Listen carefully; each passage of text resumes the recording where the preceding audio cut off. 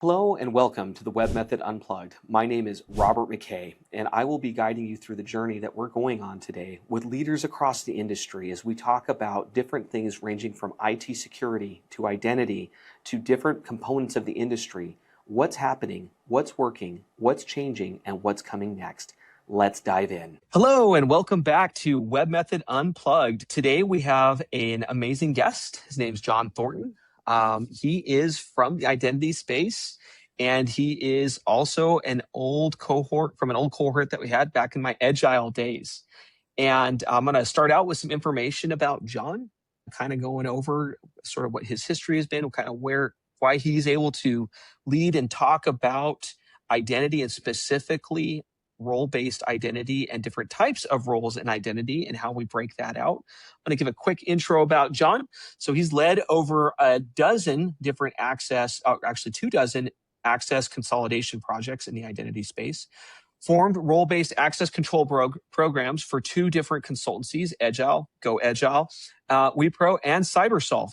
He's got 11 years working in IAM, and he's the creator of role model analysis. And I am definitely super interested in getting into all of this, John. It's been an absolute pleasure to get to know you over the course of the last couple of weeks from our initial meeting. So this is definitely going to be a very identity-centric podcast for those listening. We're going to definitely get into things that go on inside of access and kind of why we do these things. So want to, again, welcome everybody who's here and listening and has joined.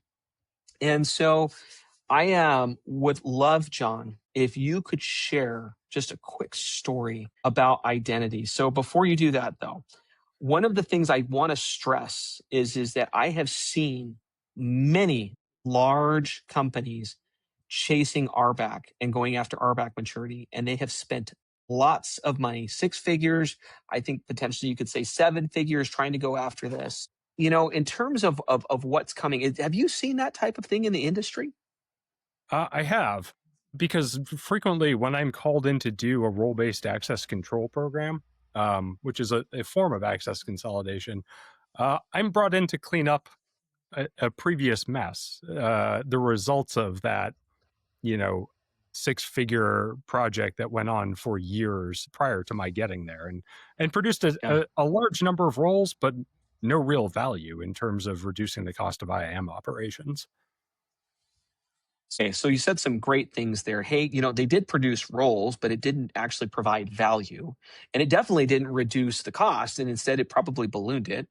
So in terms of access consolidation, in terms of like working with your clients, is there like a one size fits all, or do you find that you need to kind of have some business context about what's going on? And that really at the end of the day, you sort of really need to match the strategy to the client?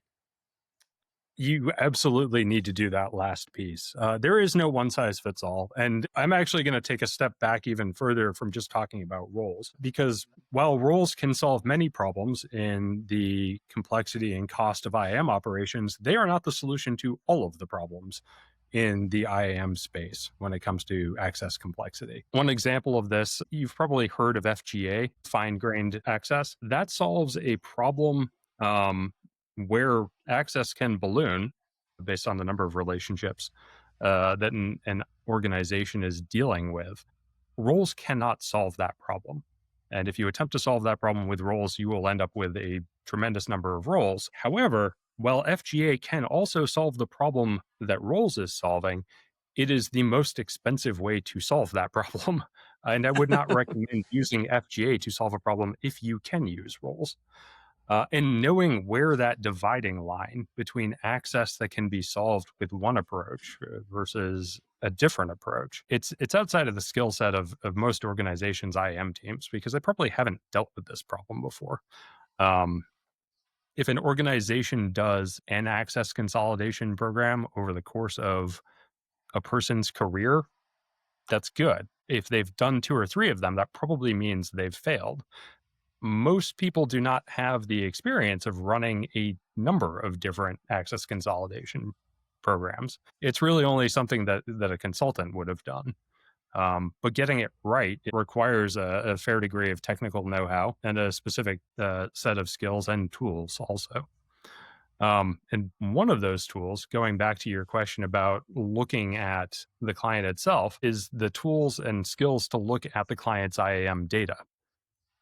IAM data can be very rich. Can expose the relationships between identity attributes and the access that people have. And that's really what you need to look at when you're trying to figure out how are we going to consolidate this into something that reduces the cost of IAM operations. That was a lot to unpack there, John.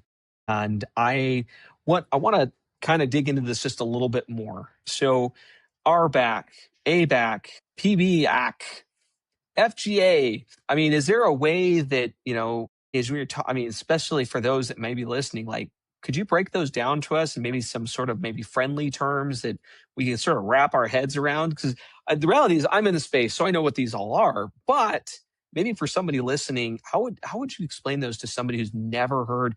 And essentially we're talking about like 7-figure outcomes attached to these acronyms.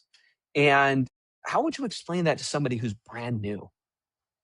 I'm actually going to say something that might be tremendously controversial here. I actually would not recommend that somebody who is looking to implement a access consolidation program uh, know the differences between these things.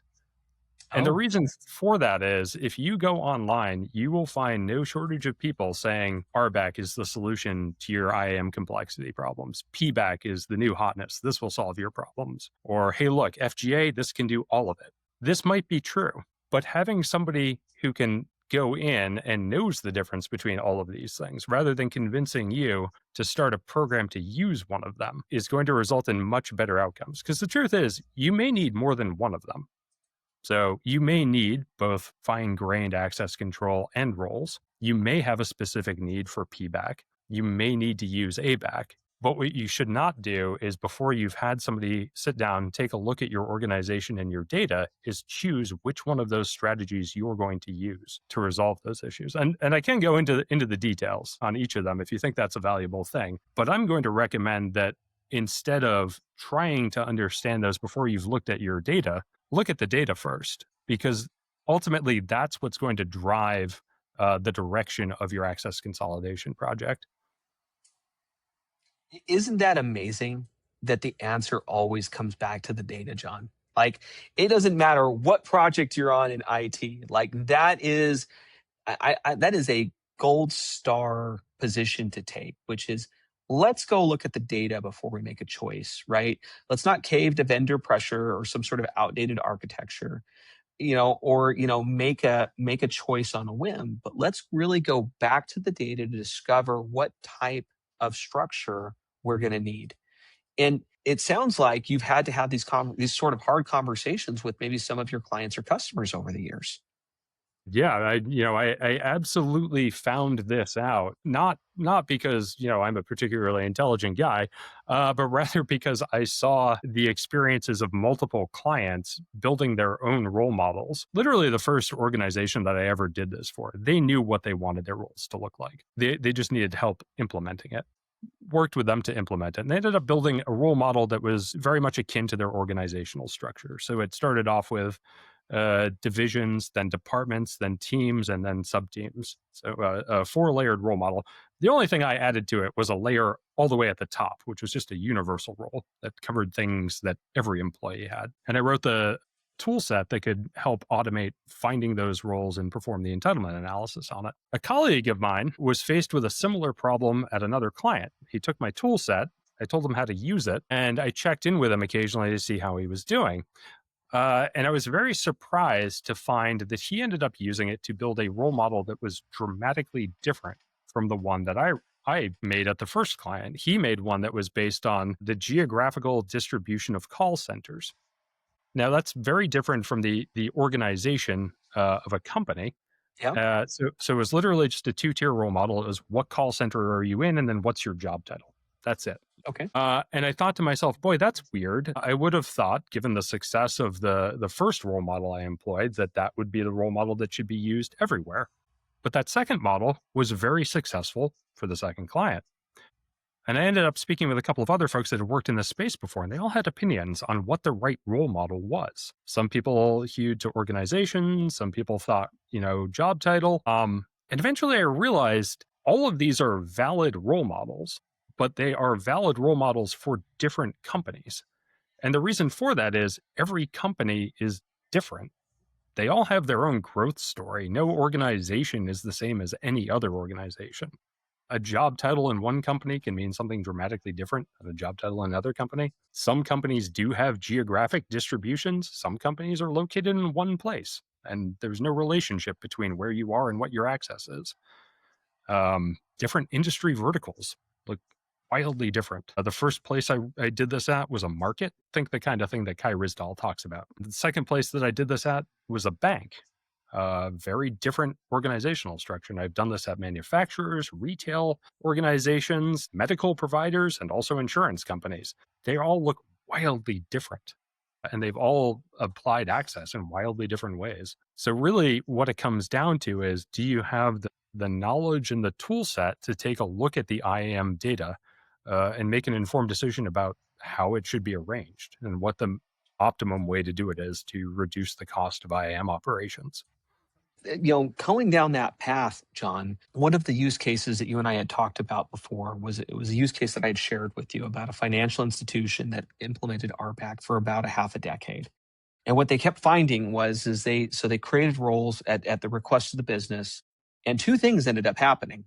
One, the role team continued to grow. So at one point, I think they had like a head count of like 15 individuals, and their job was to keep these roles updated in conjunction with the business needs.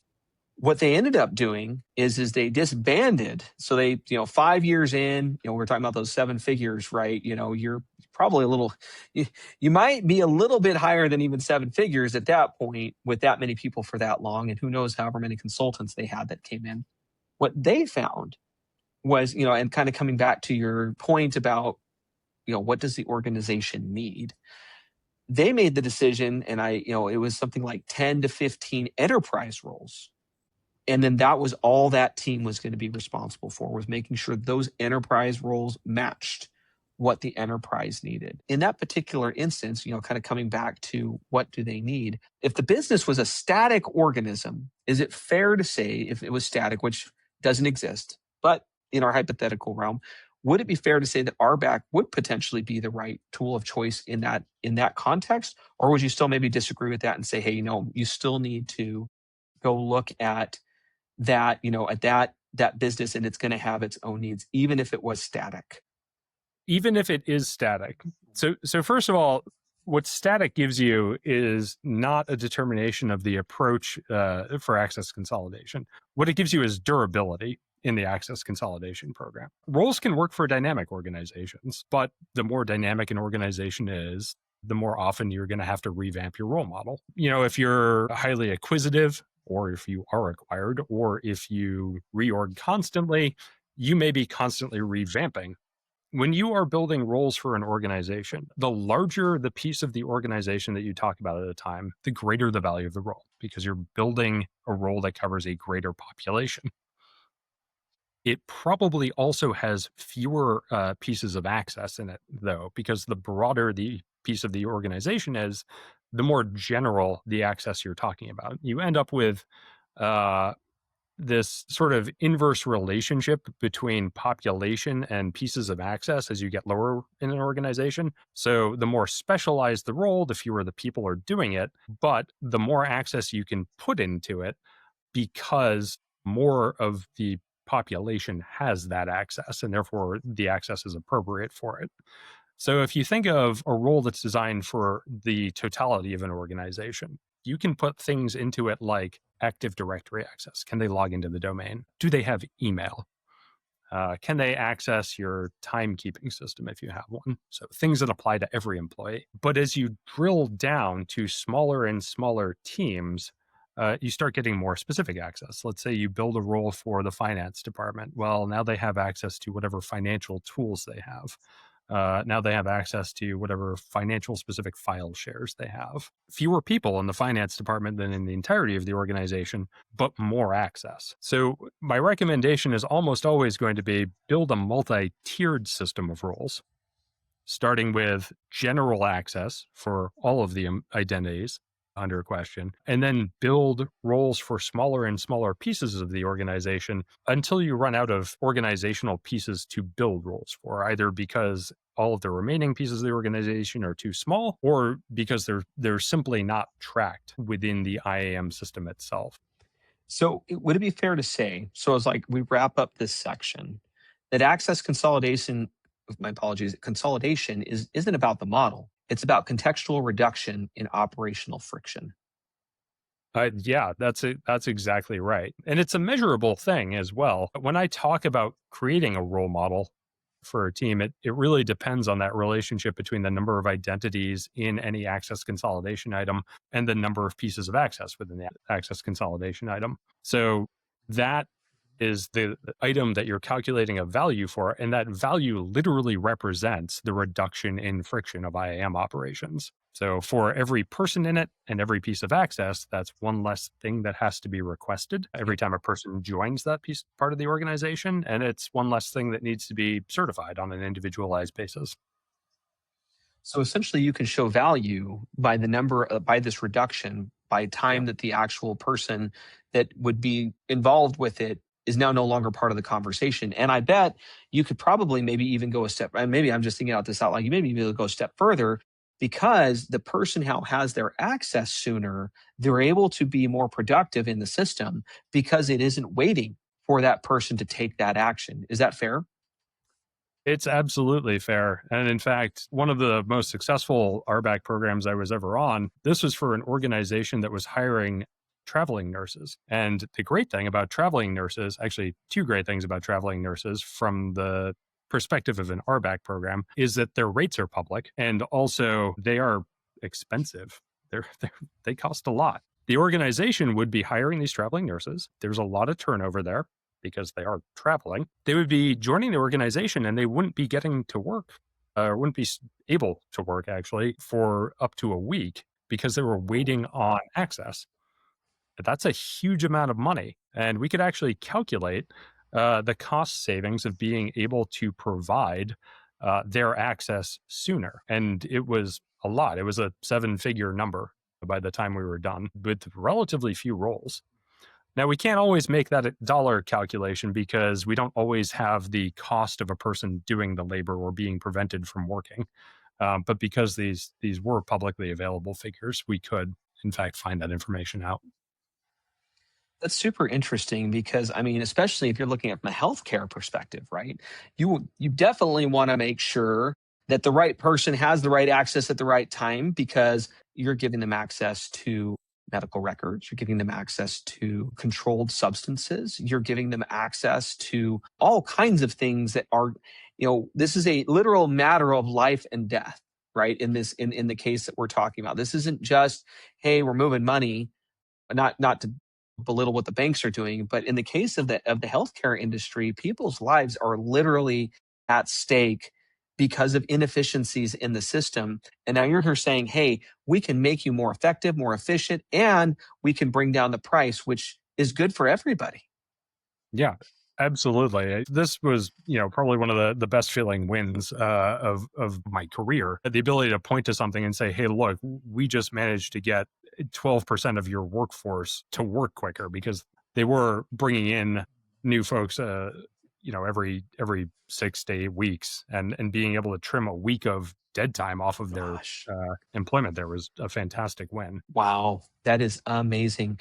And I hadn't even considered the fact that you're going to have fewer escalations along the way as well, right? For trying to fight for the access. We're not, this isn't a conversation about fighting that. This is the access they're supposed to have. End of story. We're moving on, right? Yeah. I mean, we do have to verify that the access that we're putting into the access control item is correct. And that means that we have to have a conversation with the people that would be requesting it and would be approving it to approve the contents of the role or the FGA, whatever the solution ends up being. But once it's approved, it's now being applied by the IAM tool, by software. It's not being requested on a regular basis. So by removing the human element from the access request part, we do reduce a lot of friction in terms of folks waiting on access because they requested the wrong access, or waiting on approvals because they weren't pre-approved, but the role is pre-approved. So yeah, it reduces the number of failures in the access request system as well. Well, and I was going to say, and it sure sounds like you are not doing this in a vacuum. You couldn't, right? You can't fix it. These teams, and I'm willing to bet, just knowing guys in IT, having been in IT myself, I probably am guilty of this more than just about anybody else. You get the developers, and they just, you get the IT guy, engineers, but you can't fix it in a vacuum. Can't. It's impossible, right? Well, that's absolutely correct. So the creation of any kind of access consolidation item, whether it be a role or an FGA, whatever it is ultimately replacing a piece of access request and access review that's being done by a human. So it doesn't matter how fantastic your software solution for role mining is or your FGA solution is, you still need to interact with the people that are making those decisions. And you need to explain that, hey, we're doing this in a different way. And we're going to be doing it in a way that's ultimately going to save you a lot of time and money. But you do need to understand the difference in how we're doing this. And we need you to make a decision and tell us that, yes, it's fine for this access to be approved for this population of people, or no, it's not. Whatever the case may be, ultimately, this is going to be a process of change management for people. It cannot be done by the software, and it's not really the sort of thing that you want to be handled by a person who spends all of their time just managing IT systems, because it is very social effort. Why not, John? Why not? There are some tremendously charismatic IT support people out there, but it's not everyone.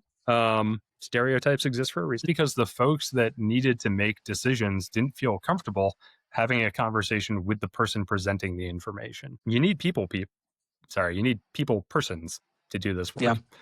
Yeah. As we talk about these, I think historically the identity teams potentially didn't look at their business managers as being the true customers, right? Here, as part of and the beneficiaries of access consolidation. All we really have talked about, a majority of this is the cost saves and the reduction and the value that it brings. And these are all very business centric terms, which at the end of the day are super non-technical in nature, right? They can drive the business, they can drive value. And as you bring these stakeholders in, what are some typical stakeholders that you would see that potentially maybe the identity team wouldn't think as being stakeholders that you need to have these conversations? Well, the number one stakeholder in every one of these access consolidation item creations is or are the business leaders of whatever the population under question is. So I spoke earlier about building a role for the finance department. The biggest beneficiary to that is the person who's in charge of the finance department. Now, that doesn't mean that they're necessarily going to be the person reviewing the role. It may ultimately be the person that is responsible for IT for the finance department. But it is the person in charge of the finance department that's going to see the biggest benefit from this, because the managers that work under them, that are performing all of these access requests, that are performing all of these access certifications on behalf of their employees, they're the ones that are going to see that reduction in cost. So you need to bring these folks in and get their buy-in. And unfortunately, these are probably folks who IAM teams are not familiar with, are not having daily conversations with. In some cases, if they are, they might be frustrating conversations like, why haven't you completed your access certification yet? The nice part about an access consolidation project or an RBAC project is that this actually puts the IAM team in a position of being a collaborator with these department heads or team heads, whoever they may be, to make their lives better and to reduce their costs. There are potentially some other stakeholders within the organization as well. Compliance and audit may have an interest in taking oversight in how access requests and certifications are done, because this will change how both of those are done.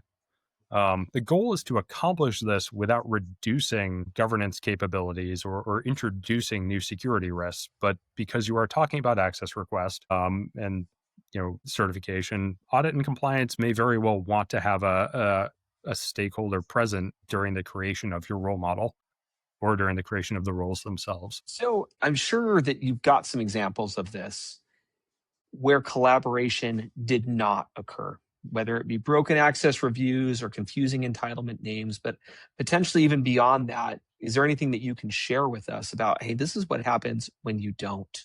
Or I've seen this as a common thread that I've seen. And you can maybe even use that as a litmus test to know where you're at in terms of your collaboration. If you're a leader of an identity team and you start seeing these types of behaviors, things that you're like, oh, that for sure is coming from a lack of collaboration.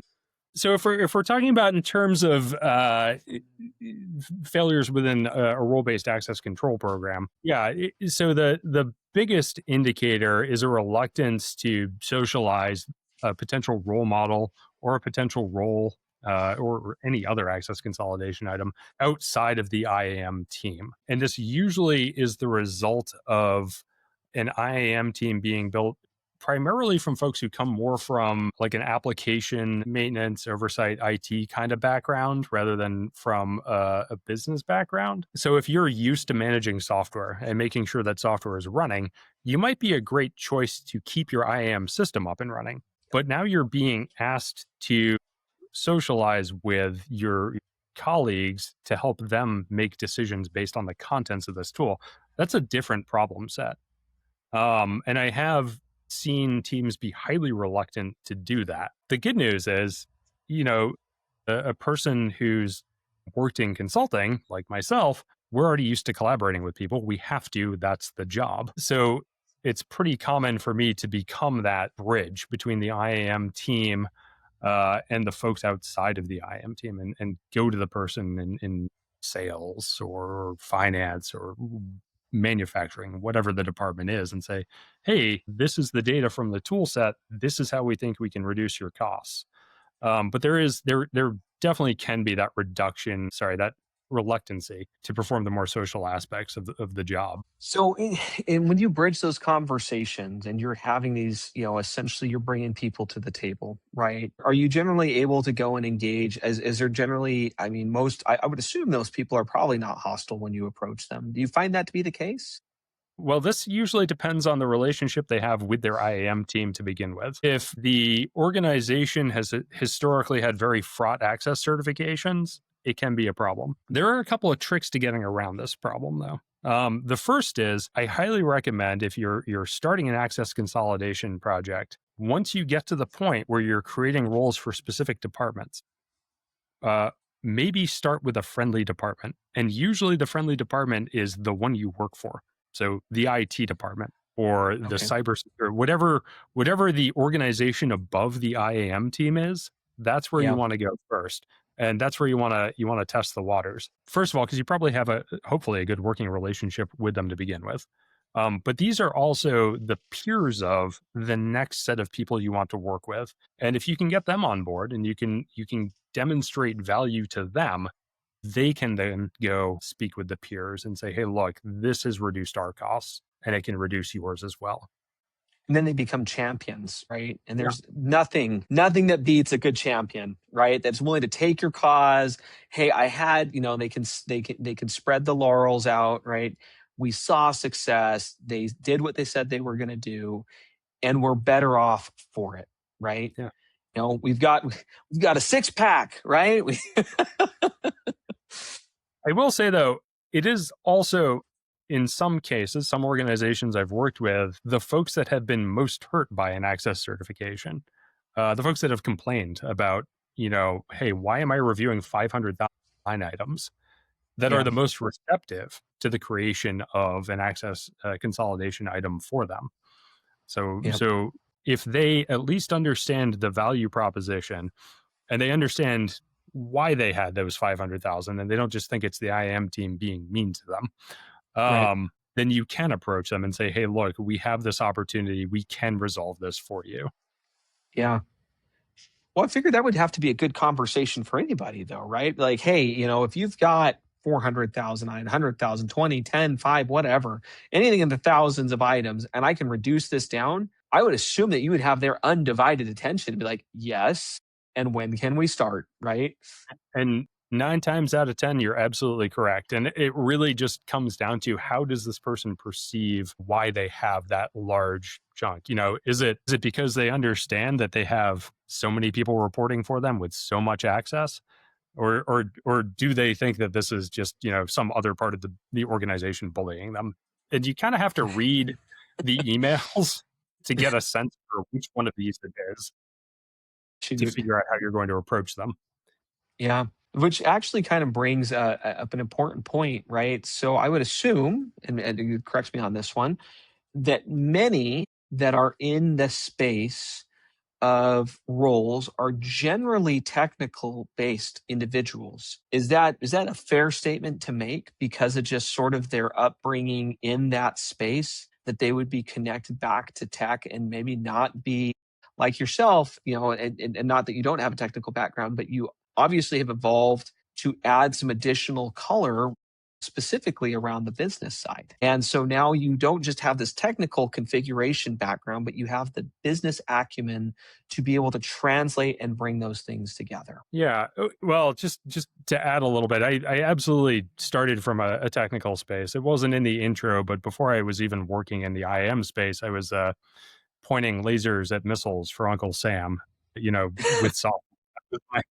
That was my previous job, Yeah. which is the So you're absolute. literally a rocket scientist, is what it sounds like. I was an anti-rocket scientist, actually. You were So the I was a anti-rocket missile defense scientist.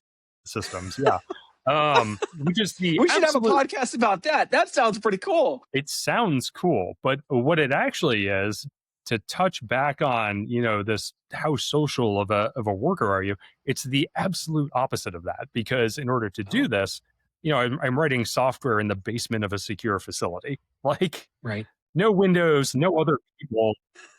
Yeah, just no interaction at all. So, well, But you're right that most folks get into this through a technical approach, and there's a pretty good reason for this. Before you even begin trying to say, hey, I can solve your role problem, first you have to understand what a role problem is. So you're probably coming from an IM space, which is itself, I don't think I've met a lot of folks that end up in IM through business. I usually meet folks who end up in IM through software. Yep. Or through IT, some form of highly technical discipline. And you then have to have a bit of a mathematical background. I don't have a math degree, but understanding role creation or any other form of access consolidation, you need to understand statistics, because you need to understand what it means when you say 90% of your people have this thing. Yep. And then follow it up with, is it cool if 100 people, 100% of the people have it? And the implication of this is that, of your 4,000 people, a lot more are going to get it. So you need this software background. You at least need to be able to use the IAM tool itself to implement the solution.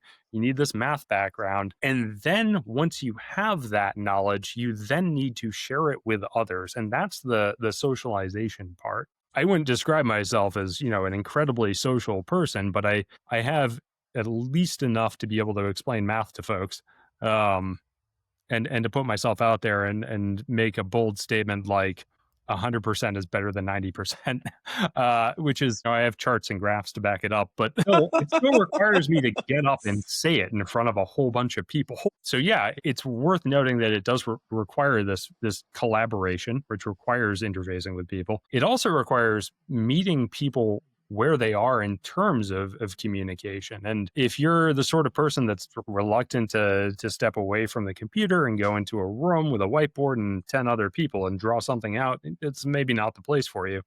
Or if there are, other barriers to communication that just make it hard to describe what your proposed solution is, it's probably not going to work. This isn't the sort of thing that can be done, off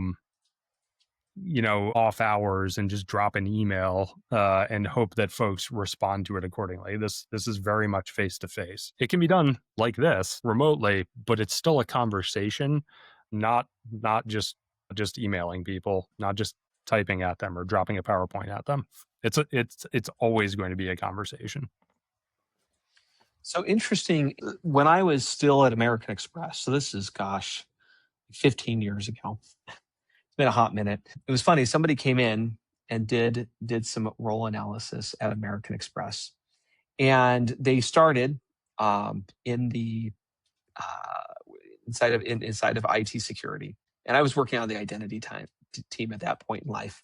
We were implementing SailPoint. The guy doing the analysis, he puts up on a screen the sort of the cluster, if you will, access that individuals in the organization had. And they did this analysis, and it's something like, and I'm going to make up a number because it's been a while.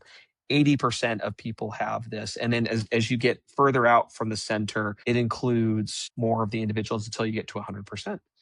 And they had a problem, though, is that every time they tried to sit this graphic up, the graph would go, it would include, there was this, the X and Y axes were not showing up correctly. And they said, we don't really know what's going on. There's something that's wrong with the graphing software. And lo and behold, to them, there was this little dot that was all the way out by itself with the type of access that it had. And somebody noticed that, and they said, what's this little dot, this anomaly in access that's going on here? And they zoomed in, and Robert McKay had access that nobody else in the organization had, and everybody was trying to figure out what was going on. So the reason I share that, it was a funny anecdotal story that actually did happen. In normal land, in your experience, John, what would that tell you about that individual? And I think it's fair to say, statistically, what's going on with this dot? Yeah. So it's a problem. It's an outlier, right? It's not a problem. This is probably fine. I assume you were in charge of a specific tool or a specific, you had specific access. Yep. And you better believe I got a phone call after that meeting. Were you the only person? Yeah. I was the only person who had access to the Jenkins tool because we were just starting to roll out DevOps. And essentially that had been the task that I'd been given. I had administrative access to it. I had all this other stuff that went along with it. And everybody said, why? And I said, well, because I'm the only one that is interested enough to go and do it. So needless to say, no access was revoked that day. But I'm sure it did kind of raise some red flags, say, okay, what's going on over here? So from an IAM perspective, outliers are fascinating because they have unique access and people always want to know why. And that's a good instinct because there may be bad reasons why you have that access. Yours was not the case. You had it for the right reason. From a role-based access control perspective, however, outliers are the least interesting people. And the reason for that is you had one person with access to Jenkins. Now, some folks might look at that and say, well, great, how do we build a role for that? The answer is you don't. You don't. You have one person. You don't build a role for one person. It is not the outlier where you find value. It's in your large populations with lots of common access. That's where your value is. That's the sort of thing that people are already rubber stamping, and you don't want them to rubber stamp it. You want them to approve it, but you want them to approve it for 5,000 people with one click by going, yes, all 5,000 people in my department need access to the department file share, rather than individually approving every one of those. Yeah. It's a great sign that the tool showed you as an outlier. It's also a great sign that the tool excluded you from role creation. It was really funny. It was really funny that it's of course the guy in identity would get called out for something like this. And I love the explanation that you're sharing because especially coming back to the value, right? We are not going to create a role for one person. That's not helpful. Don't do that, right? There is, and I was going to say, I personally, I'm actually very intrigued on where that cross is, right? In terms of, okay, your law of diminishing return has hit, and this is where it hits at. Don't do it, right? For any number of reasons of one, the amount of time that you're about to spend creating this and then maintaining it is greater than the value that you're going to get from having it run through an access certification, right? In conjunction with that, even if you did, let's just say you ignored the signpost that said, do not pass, for those that are listening, that is a Gandalf moment. All right. So a little nerd out there, but the point that I guess I'm trying to drive is you're going to now overwhelm the person who's now having to approve this as part of their like, what would be the point? Well, the whole point of RBAC is so you don't have to have that part of certification when in fact this is probably something that should be. Anyway, there's all kinds of, tangents that I'm sure we could probably run down with us. Yeah, there are. I'm going to start with a simple rule of thumb that I use, though, when figuring out what the appropriate role model is or access control model for an organization is. You should not have more than an order of magnitude fewer access control items than you have people within an organization, and it probably should be two fewer. Yeah, yeah, So if you have 1,000 people working for you and you have more than yeah, 100 roles, you've probably screwed up. yeah, And depending on your organization, this is always going to be data driven. Some organizations, it might only be 10 for those 1,000 people. If 500 of those people are doing the same job, that's one role. It doesn't really ultimately depend on the number of people within the organization. It depends on the yeah, number of divisions of labor within the organization, which is not really yeah. a thing that most companies have a solid grasp on. Hence the need to do this statistical analysis to look at the access that people have. Yeah, going back to the data, right? I'm loving, kind of where this is all end up. It's all back to the data, right? The Has to point be. of it being, we want less escalations. We want better outcomes for these certifications. I mean, there's just all this. And if we just take a moment to pause, right? Let's not again create a role for the outlier that's hanging out over here. And just simple, I don't even know if it's fair to call it common sense. Maybe it is. Maybe commonalities, right? Common trends that we, kind of revisit and remind ourselves, right? That this is healthy. This is what we should do, and take a moment to pause before we silver bullet something, right? Yeah, absolutely. And I love your use of the word commonality, because that's really what it comes down to.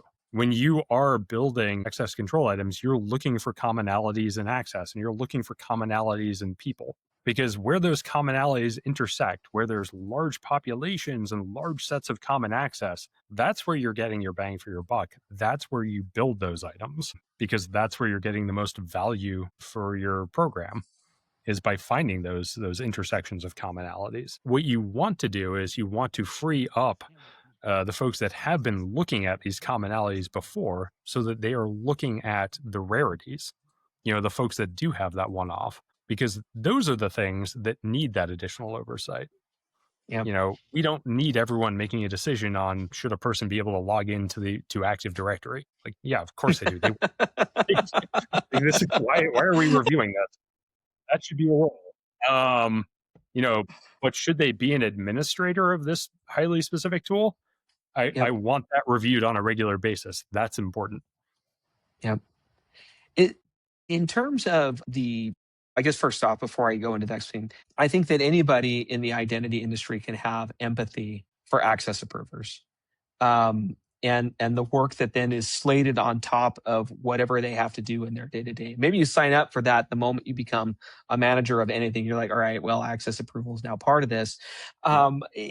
But on the communication that you're now going to have, right? Instead of, as identity team, instead of just saying, well, tough shoes, right? Deal with it. We're now saying, hey, there is a way that you can hear the concern and you can address it. There are tools, there are people that this is their job is to say, hey, we can make you more effective and efficient if you'll just take the time to come and talk to somebody like John.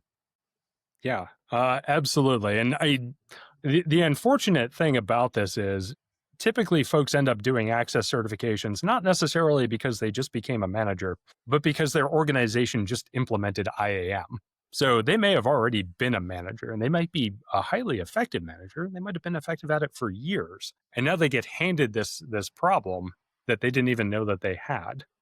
They might have been dealing with it in some manner by sending emails to IT and saying, hey, set up my new employee. But now all of a sudden, there's this new tool, there's this new team, and this new tool and team is asking for something. But once they've seen it and they've realized how much effort it is, they are going to have feelings about it.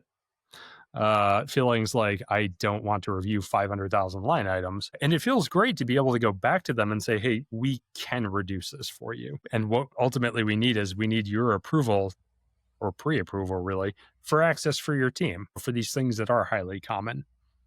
But before we even get to that point, unfortunately, they almost certainly have to go through a certification to begin with because you don't know that you need this solution until that happens. It's part of a growing pain of being a successful business, but you have to go through it because ultimately, if you don't, then you haven't implemented IAM at all.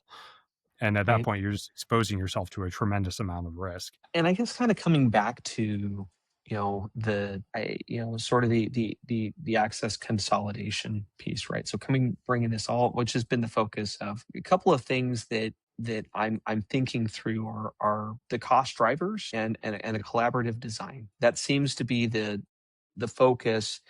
you know, is there any sort of like model that you can share with in either of those two, ideas? Sort of, for example, from a cost driver, what's the request complexity look like? Are you looking at role explosion, review fatigue? Are any of those that would you suggest that those are maybe some sort of like maybe top three as cost drivers or anything beyond that before begin, so that users have something they could take away from this as a thought, like, okay, hey, this is maybe where we should start. Yeah, I assume what you're asking for here. What are the signs that you need to undertake this effort? Yeah. Yeah. So role explosion may be one of them, but I have to assume that if you have role explosion, this is because you've already decided to undertake a role program. And unfortunately, it has not succeeded. You probably undertook that for a different reason, not because you decided you needed roles, but rather because something else was driving it. There's really two things that tend to drive folks towards trying to implement any form of access consolidation. The first is you've implemented access certifications, and either people aren't doing them, or they're rubber stamping them, or they're complaining about them. They're doing them, but it's taking them forever to do them. Yeah. They're receiving tens of thousands of line items, and they're either just approving everything, or they're not doing it at all because they look at the problem, they go, this is tremendous and this can't be real. I'm not going to deal with this. I handle people, not IT. Or, they're doing it and it takes them 24 hours and then you get an angry email that says, why am I doing this? Um, so access certification and any one of those symptoms, or possibly a combination of all of them, because every person reacts differently to this problem. And then the other one is access request. If you have people saying, hey, why do I have to request 25 items for every person I bring in? I'm in charge of a 500-person team with 25% turnover. This is insane. Please make this easier. I have to refer to a giant spreadsheet every time I hire somebody. Or they're asking for things like, hey, can I just make like this person? Um, that's also a symptom that you need roles to reduce that effort, or some form of access consolidation item. A somewhat lesser known one is if you have brought in a new tool and the new tool has dramatically expanded the size of your entitlement catalog, or your access catalog, whatever it is, then you may need a different form of access consolidation for FGA. And what we're talking about here is you've gone from 1,000 items to 1,000,000 items because you're now tracking all of the individual relationships between different pieces of access. You need a different form of access consolidation that can talk about those relationships rather than trying to manage each one of them individually. Well, I appreciate what you've shared here today, John. I feel like it's super informative, super interesting. You've definitely taken a very pragmatic approach to all types of the acronym soup that we started with from an access perspective. If somebody that's listening wanted to get a hold of you, wanted to engage you, wanted to potentially, talk a little bit deeper, what would be the best way for them to get a hold of you? Yeah, I would say the easiest way would be to shoot me an email. I'm John Okay. at thorntondatasolutions.com. Or you can go to thorntondatasolutions.com, and there's a contact me button there, and you can type out, what is your problem? What makes you feel like I can help you? And, I'm more than happy to have a conversation with anybody, hour, 2 hours, whatever it takes to figure out if my particular skill set and tool set can help resolve your problems. Well, I appreciate you coming on today. I appreciate you sharing that. And for those that are listening, John has mathematically can pinpoint how he can effectively help you with your problems and get that ROI back for you in the identity space. He's been doing it for a long time, and he's got a lot of knowledge and wisdom to share. If anyone listening wants to connect, you should definitely reach out. With that being said, thank you for listening, and we'll see you around for our next episode. Have a good one. Thank you so much, Robert. I really appreciate it.